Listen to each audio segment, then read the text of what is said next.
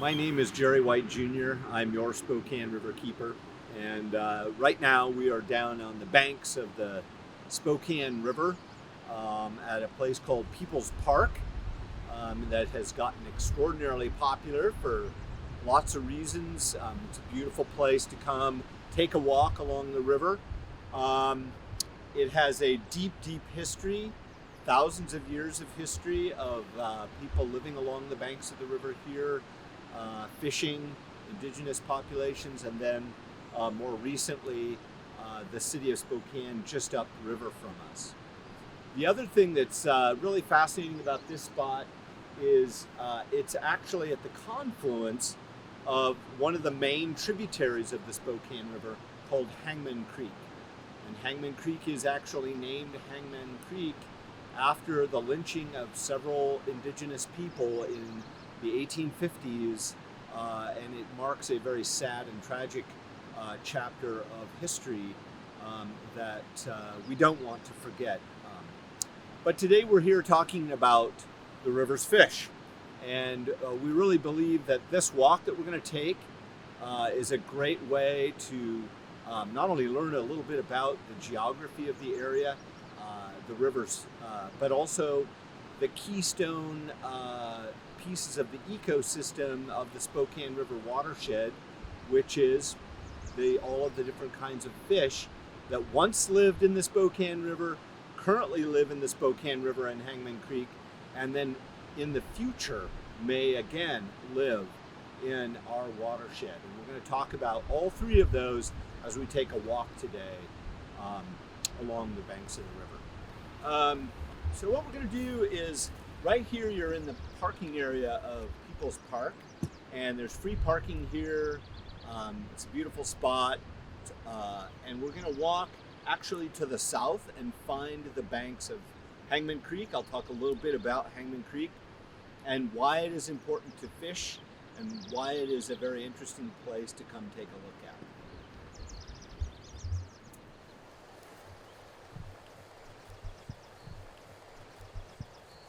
We're really close to the mouth of Hangman Creek where it runs into the Spokane River. And I would just like to point out that if you look up the canyon, you can actually see the beginning of the bluff complex. So as you are hiking the bluffs upstream and you look down on Hangman Creek, you can know that where Hangman Creek comes out to the Spokane River, right here is kind of the terminus of the whole bluff system. And it's all really lots of, geologically, a lot of glacial sand. And anyway, very interesting spot.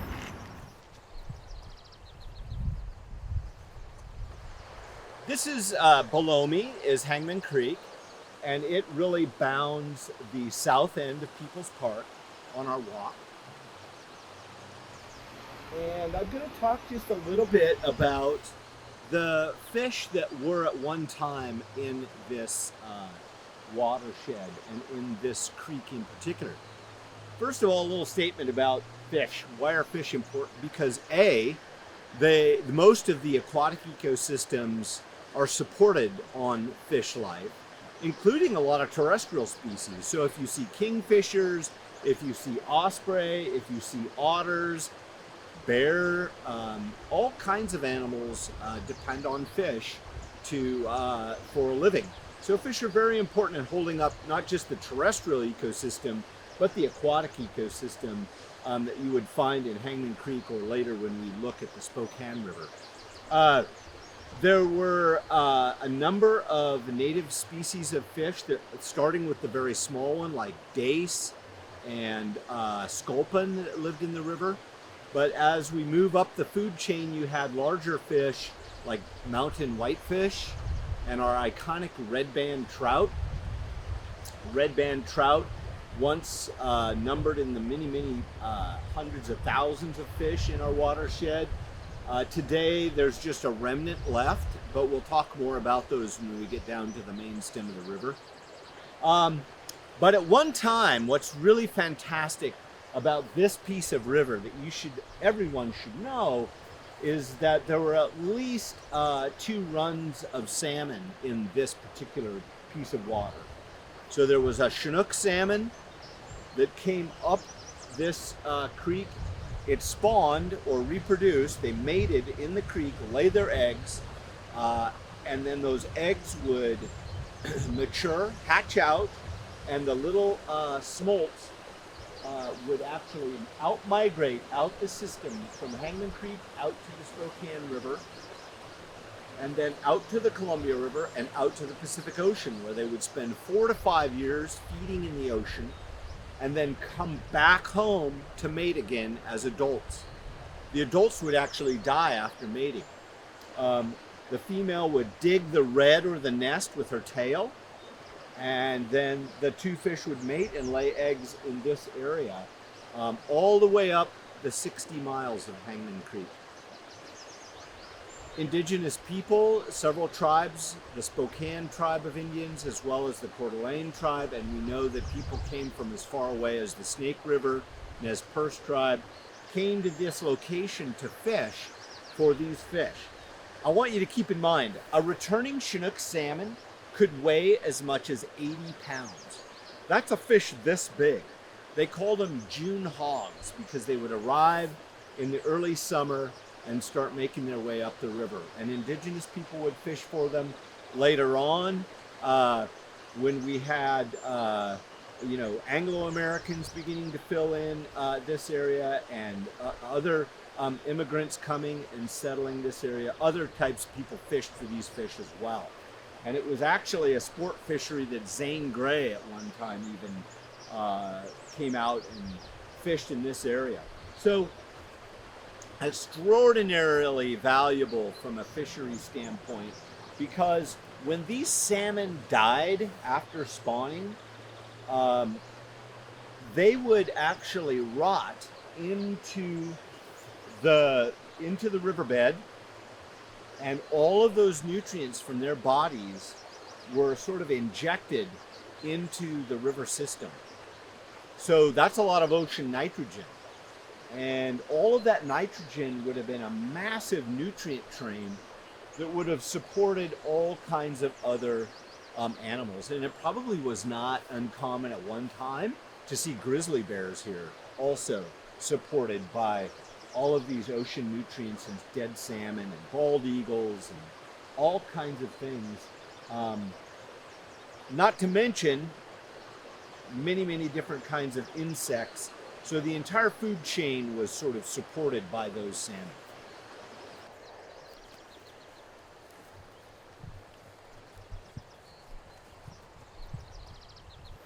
I would like to point out something called riparian vegetation. Now, right now we're in the shade of this non-native tree, but nevertheless it's providing shade for the creek. If you look down in there, you'll see willows and other shrubs that are really important, and they're called riparian vegetation.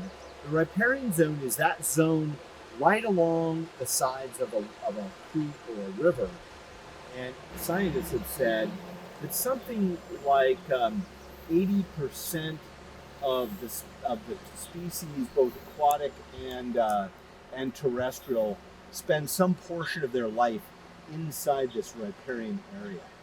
And the trees and shrubs are critical to giving shade to the creek and the river and keeping water temperatures at an acceptable level for fish.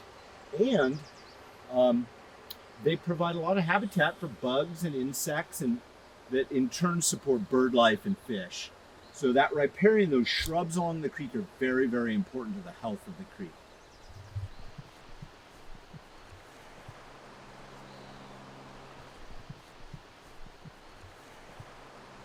So once again, I'd just like to point out this beautiful canopy of willows down here. These willow trees are essential for fish life, and really hold water temperatures down and increase habitat for fish. Another fish I'd like to talk about right here is our own iconic redband trout. The Columbia Basin interior redband trout was related to the salmon, but it was actually a species of trout.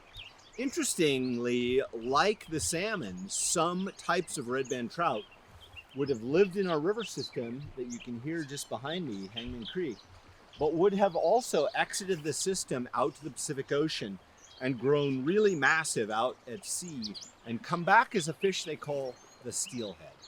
So the Chinook salmon and the steelhead were the other fish that came up Hangman Creek from the Pacific Ocean as adults to spawn. Today, we have resident redband trout that live in the main stem of the Spokane River and in the very upper headwaters of Hangman Creek that aren't damaged. Those are extremely valuable fish in terms of being an indicator of ecosystem health. And they're also actually the designated use, which is jargon, but it means that our rivers are considered polluted until we have suitable habitat for redband trout.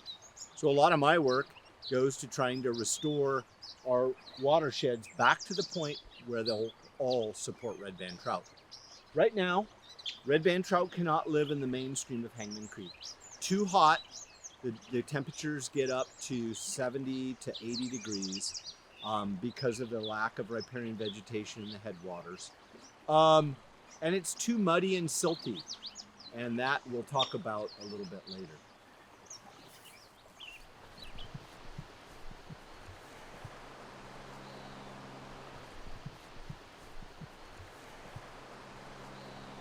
But you can see what's happening as we get just slightly away from Hangman Creek, the banks. We're into this ponderosa pine forest. It's important to understand that this place has been inhabited by people who have been fishing this river for millennia, for thousands and thousands and thousands of years. So as you walk here, I think it's important to kind of remember the human history here is many, many thousands of years old with indigenous people who have lived here.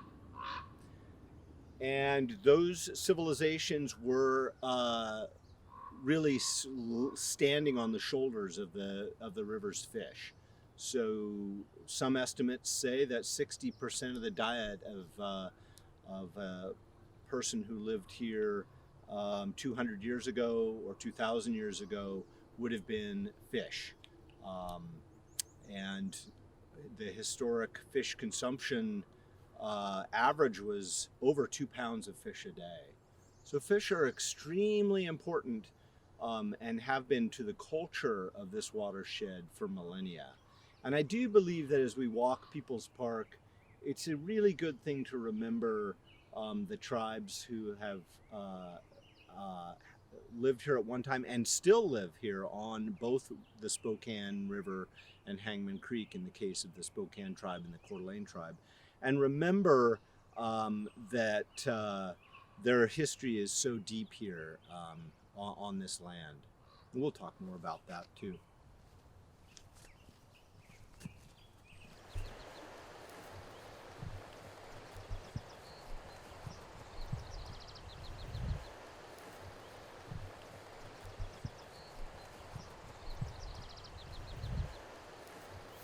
So I'm here to talk about fish today, but it's really difficult not to talk about trees too. This beautiful pine is probably several hundred years old. A lot of the ponderosa pines in our watershed grow to be 180 or 200 years old and they top out. Not like the Sierras where they can get older. But this pine right here is one of the oldest. So if you're down on a walk, enjoy these huge old pines. They've been here since before Spokane was a city.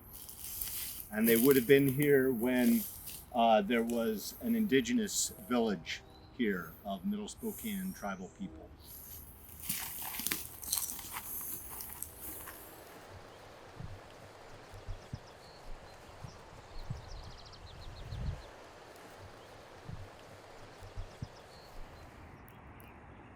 So here as we come around to the what would be the western edge of People's Park, now we're getting right to the very mouth of Hangman Creek, right here where Hangman Creek enters the Spokane River. And this would have been a spot where salmon would have gone out as little babies, entered the main Spokane River, and then gone out to the Pacific Ocean. And this is also the place where the adults that weighed up to 80 pounds would have entered the river and come in to Hangman Creek.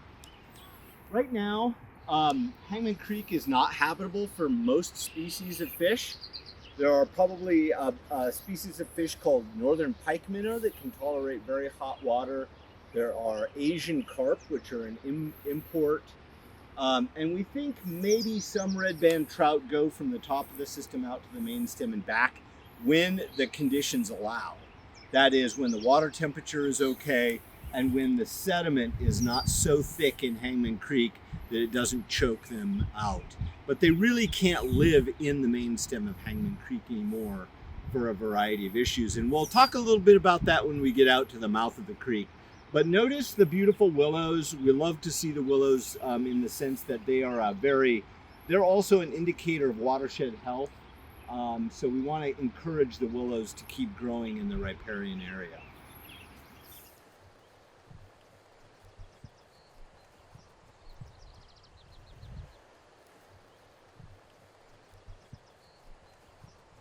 So we're right here at the confluence of the two rivers. One of the main tributaries of the Spokane River, Hangman Creek, is off to this side. And you can see that brown water coming in. And at my back is the main stem of the Spokane River. I've talked a lot about salmon. Coho salmon were another species. Chinook salmon we talked about. Redband trout and steelhead. There were also mountain whitefish. Large-scale suckers, bridge-lip suckers, and then the little species of fish, dace, sculpin, and other kinds of fish. Beginning in the late 19th century, we started to see dam building. And then actually, right up behind me is the West Central neighborhood, and some of those early neighborhoods, like the Sherwood Addition, bragged that they were electrified in 1909 and 1910. And they were electrified because the dams were built on the river that shipped electricity to this area. And the really tragic outcome of that is that those dams did not have fish passage. So all of the species of fish that used to come and go from our rivers out to the ocean were cut off from their natal streams and their rivers where they could come up, reproduce, and then go back out to the ocean. All of those, the values of the culture at that time were simply industrial, and and folks wanted electricity, and they really were not as concerned about the fish.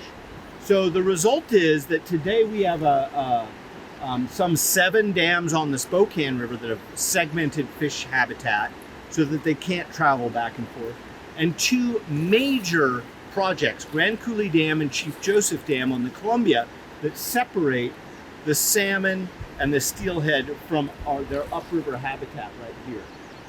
And that has been a major tragedy in the sense that we no longer get ocean nutrients. So the consequence has been, we used to have thousands and thousands. We know we had a visitor that fished who said, and he was with the US military back in the 1870s, and said, look, it took me longer to catch a grasshopper to bait my hook and catch a trout than it did to actually catch the trout.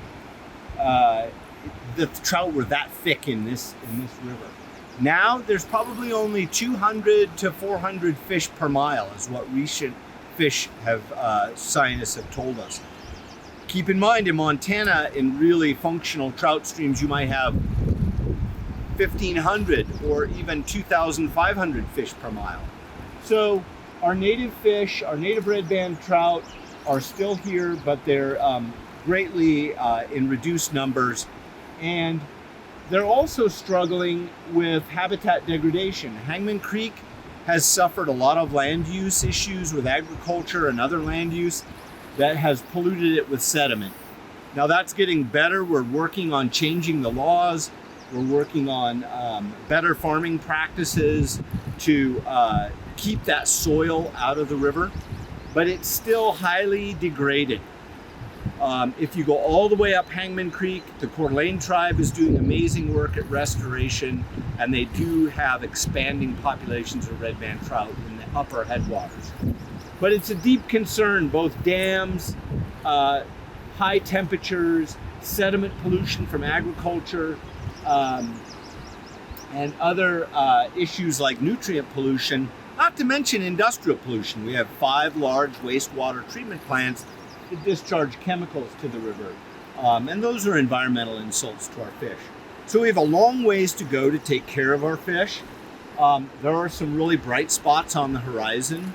Not only is Riverkeeper working hard on restoring and defending our river, but the area tribes are doing a lot of habitat reconstruction, and the 5 Upper Columbia tribes are working on a plan to reintroduce salmon above Grand Coulee Dam.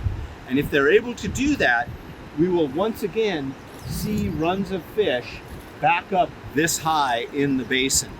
And it is possible that one day we'll see fish passage over the big federal projects on the Columbia River, and we'll see fish passage even on the smaller private dams on the Spokane River. So that's a very exciting movement that's afoot. You can see the Spokane River is large and active and has all this great habitat that could once again be used by the many species of native fish. So, as a riverkeeper, I have to say, I know a lot of people go to Hawaii to go and see the beautiful reefs and the beautiful fish like parrotfish and angelfish and all the other kinds of beautiful fish on the reefs of Hawaii. And the place is kind of known for its fish. But I think that Spokane and our watershed should also one day, again, be known for its beautiful fish, because there are so many species of fish that enrich and this ecosystem and indicate a healthy ecosystem, that they really are an essential piece of our watershed. And one day when we've recovered all of those different kinds of fish to our river, our own quality of life will be better and will be richer for it. So, we continue to work on fish restoration with our partners, like the tribes, like Trout Unlimited, and other folks who are doing great work out there to restore the habitats, the water quality, but ultimately fish habitat. The average person, honestly, something as simple as picking up litter may seem innocuous, but actually, Riverkeeper has picked up over 90,000 pounds of litter in the last 6 years with hundreds and hundreds of volunteers. Now, all of that litter contributes plastic that breaks down in the environment and contributes microplastic, contributes hydrocarbons, and old tires are breaking down. And all of that gets in and poisons the food chain. So every piece of plastic you pick up out of the environment, if you come down with your family and do a Spokane River litter pickup with another set of volunteers, is contributing to the health of fish and wildlife in our environment.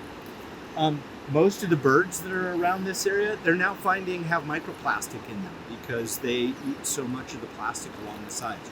So get out and pick up litter. That's a great, very simple way to help out. It also is really fun, honestly, because you get to see pieces of the river that you might not otherwise go see. Always be careful and be safe.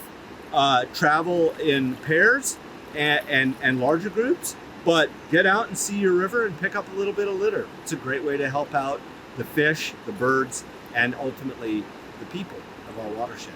I think it's important to know that all of the species of fish that are native, from the little teeny fish like sculpins and dace and shiners, all the way up to the bigger fish like northern pike minnow, mountain whitefish, redband trout, and eventually again one day salmon and steelhead. All of those fish create and add to genetic diversity of our watersheds. And that genetic diversity is really important because it begins to strengthen not just fish populations, but bird populations. We just saw a merganser go by. Mergansers depend on little fish. Osprey depend on fish. Blue herons depend on fish. Bald eagles depend on fish. And so all of this genetic diversity of fish life begins to kind of bulk up and strengthen the ecosystem in so many ways that are really important, that go far beyond the water. And in fact, while we can say that, look, tribes of the Columbia Basin one time caught so many fish they had a surplus of fish and would trade dried fish clear over the Great Plains for bison meat and back and forth.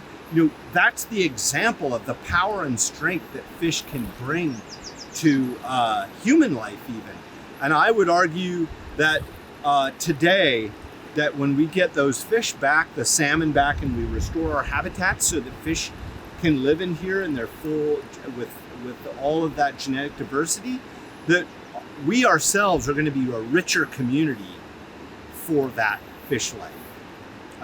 And I would really like to think about the fish as an indicator of genetic diversity and where we need to get back to. And that's why we need to think about a changing climate and riparian habitat health. And we need to think about reducing pollution to our watersheds so that we can enrich that genetic diversity and get back to a place where we have a full community of fish living in our rivers that are every bit as spectacular as Maui or Oahu or the places people go to see fish. And for Riverkeeper, that's our dream and our hope. And we look forward to partnering with all kinds of other people. So I would encourage you to come out, take a walk along Hangman Creek, think about what was here, think about what's not here now because of the issues of sediment pollution, and think about what's in the large Spokane River and what then could be the future of fish in our watershed.